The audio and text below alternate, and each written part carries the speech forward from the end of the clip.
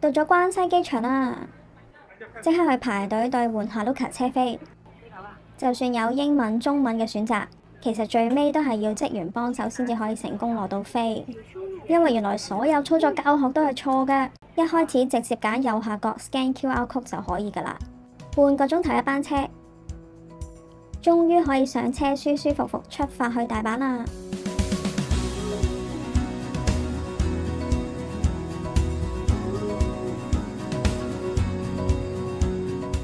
到咗大阪車站行10分鐘，或者直接穿過地下街去到 JR 北新地站，就去到今次入住嘅 Center Hotel 啦。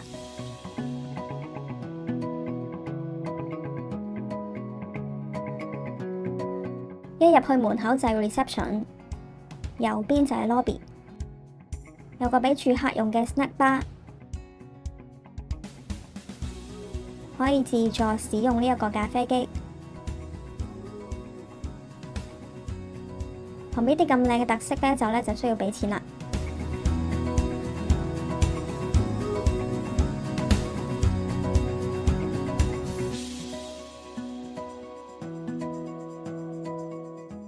戶外嘅環境都算唔錯㗎。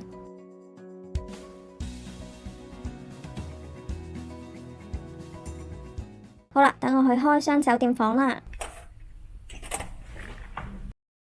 開返燈先。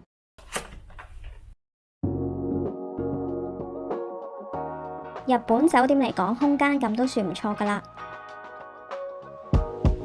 門口有放鞋嘅位置，呢度可以放篋，大嘅篋都放得落嘅。仲有棉質嘅睡衣提供，有洗衣袋、拖鞋，係高質嘅，唔係薄到紙嗰隻。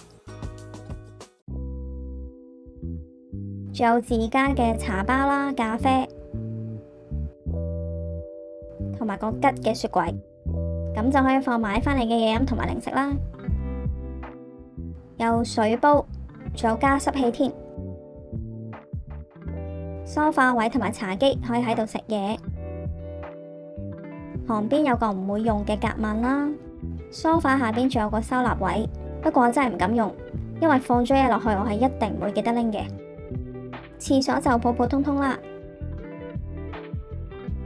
但係個地下就有啲污漬，似係抹唔甩嘅。浴帽啊、棉花棒、牙膏、牙刷、剃刀啊、梳呢啲都好齊全嘅。沖涼房都算闊落嘅，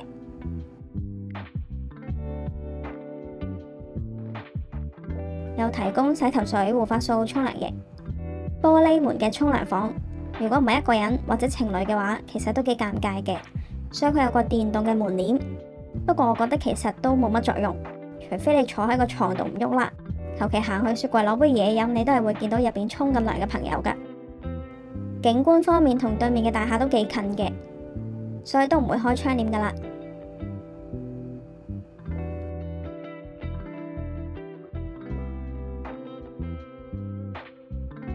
間房有好多叉電位，好方便，就算唔記得帶轉插都可以用 USB 叉電。有 Apple TV， 仲可以睇 YouTube、Netflix 咧就要用返自己個 account 啦。呢度有簡單嘅 gym room，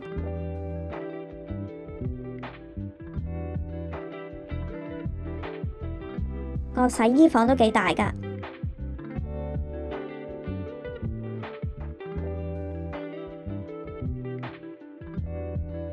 仲有 display 好多香水可以俾人試，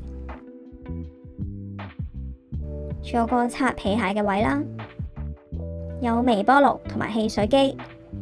其實樓下有間超近嘅 Family Mart， 不過如果真係唔想出去買嘅話呢，喺酒店都可以買到嘢飲啦。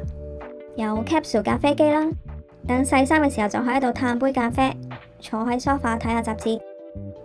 仲有個吸煙房添。呢度係酒店嘅餐廳，不過冇享用過個免費早餐，但係可以分享下酒店附近食過一間都唔錯嘅午餐。呢度好似係商業區，所以如果禮拜六日呢，真係冇乜人嘅。試咗呢個壽司加天婦羅餐，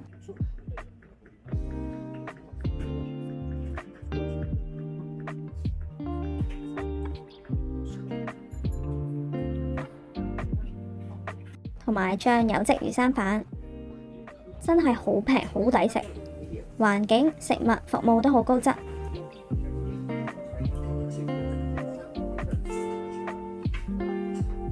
鍾意今次大阪酒店嘅分享，記得俾個 like。想睇埋之後大阪之類嘅影片，記得訂閱我嘅 channel，撳埋隔離個鈴鈴，咁下次有新片就會通知你㗎喇。